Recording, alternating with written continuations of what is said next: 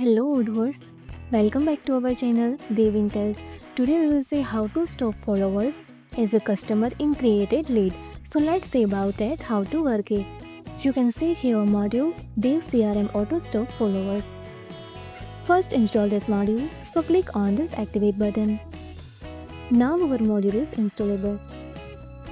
First go to CRM app, go to leads, create new.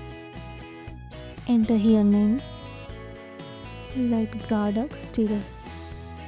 Contact is the Azure. Salesperson is the admin, team is the sales.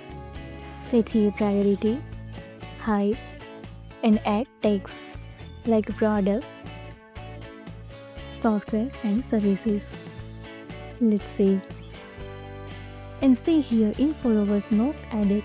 This created contact, it means Azure. But without installing this module, you can easily add here contact in a followers. So using this our app, here stop this process. If you found this helpful, do it like, share and subscribe. Thanks for watching this video.